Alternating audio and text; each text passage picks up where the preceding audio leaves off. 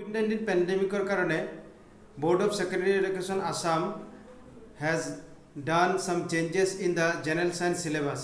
So the students, you should know কি বস্তু পঢ়িব নালাগে এই সম্পৰ্কে আজি এই ভিডিঅ'টো তোমালোকক মই অৱগত কৰিছোঁ। জেনাৰেল সায়েন্স কোৰ্সত কি পঢ়িব নালাগে এই সম্পৰ্কে আজি মই তোমালোকক কিছু কথা কৈ আছোঁ।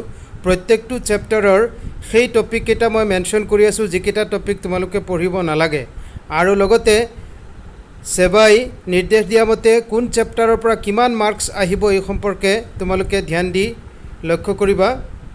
চেপ্টাৰ 1 আমি ৰাসায়নিক বিক্ৰিয়া আৰু সমীকৰণ চেপ্টাৰটোত ধাতুৰ ক্ষয়ীভৱন, দুৰ্গন্ধিতা আৰু ৰেঞ্চিডিটি এই টপিক কেইটা পঢ়িব নালাগে, আৰু এই চেপ্টাৰটোৰ পৰা টোটেল 6 মাৰ্কছ আহিব। চেপ্টাৰ 2 এচিড, ক্ষাৰক আৰু লৱণ এই চেপ্টাৰটোৰ পৰা কিছুমান লৱণৰ উদাহৰণ সম্পৰ্কে আমি জানিব নালাগে।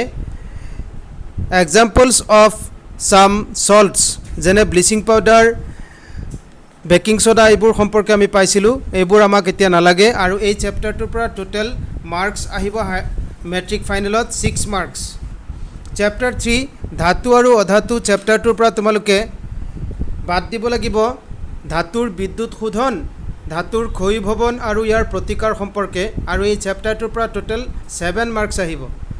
চেপ্টাৰ 4 কাৰ্বন আৰু ইয়াৰ যৌগ এই চেপ্টাৰটোৰ পৰা তোমালোকে কেইটামান প্ৰয়োজনীয় কাৰ্বনৰ যৌগ ইথানল, ইথানয়িক এচিড, চাবোন আৰু অপমাৰ্জক এই টপিক কেইটা বাদ দিব লাগিব, আৰু এই চেপ্টাৰটোৰ পৰা টোটেল 6 মাৰ্কছ আহিব। চেপ্টাৰ 5টো সম্পূৰ্ণৰূপে আহিব আৰু ইয়াৰ পৰা 7 মাৰ্কছ আহিব, ইয়াৰ পৰা একো টপিক বাদ দিয়া হোৱা নাই। চেপ্টাৰ 6ৰ পৰাও কোনো টপিক বাদ দিয়া হোৱা নাই, আৰু এই টপিকটোৰ পৰা 10 মাৰ্কছ আহিব। জীৱন প্ৰক্ৰিয়া চেপ্টাৰটো সম্পূৰ্ণৰূপে লাগিব। চেপ্টাৰ 7 নিয়ন্ত্ৰণ আৰু সমন্বয় এই চেপ্টাৰটোৰ পৰা টোটেল এইবাৰ 6 মাৰ্কছ আহিব, আৰু ইয়াৰ পৰা উদ্ভিদৰ বৃদ্ধিৰ বাবে হোৱা চলন, উদ্ভিদৰ সঞ্জীৱনী পদাৰ্থ আৰু প্ৰাণী হৰমন এই টপিক কেইটা বাদ দিয়া হৈছে।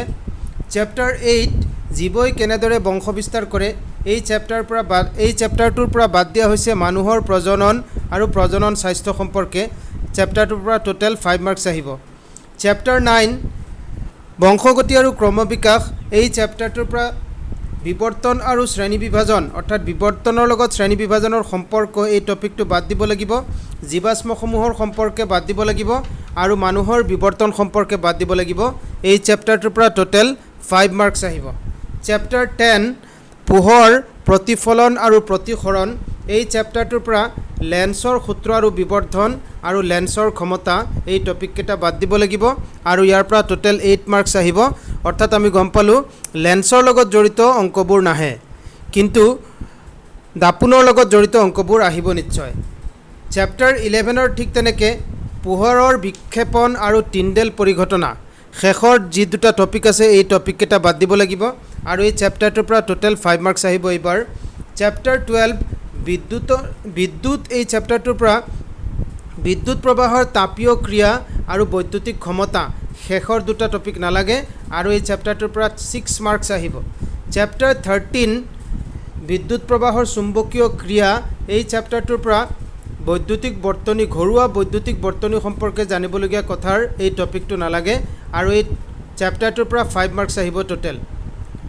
চেপ্টাৰ 14 শক্তিৰ উৎসসমূহ এই চেপ্টাৰটোৰ পৰা 14.3.2 অনৱাৰ্ডছ টপিকবোৰ বাদ দিব লাগিব। সমুদ্ৰৰ পৰা প্ৰাপ্ত শক্তি, নিউক্লিয় শক্তি, পৰিৱেশৰ ওপৰত শক্তিৰ প্ৰভাৱ, আৰু ক্ষয়িষ্ণু আৰু অক্ষয়িষ্ণু শক্তিৰ উৎসসমূহ সম্পৰ্কে বাদ দিব লাগিব। এই চেপ্টাৰৰ পৰা টোটেল 4 মাৰ্কছ আহিব। চেপ্টাৰ 15 এই চেপ্টাৰটোৰ পৰা আমাৰ কাৰ্যকলাপে পৰিৱেশক কিদৰে প্ৰভাৱিত কৰে এইখিনি বাদ দিব লাগিব, আৰু অজন স্তৰৰ অৱক্ষয়, আৱৰ্জনাৰ ব্যৱস্থাপনা এই টপিক কেইটা বাদ দিব লাগিব। এই টপিকটোৰ পৰা টোটেল 4 মাৰ্কছ আহিব। আৰু চেপ্টাৰ 16 শেষৰ চেপ্টাৰটো সম্পূৰ্ণৰূপে বাদ দিয়া হৈছে।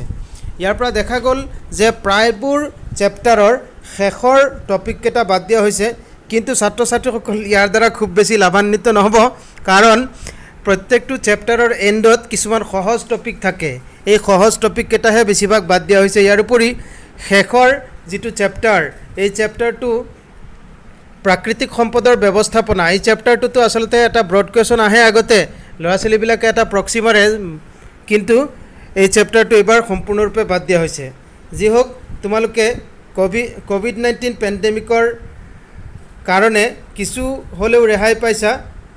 You all should be grateful to the authority of Board of Secondary Education Assam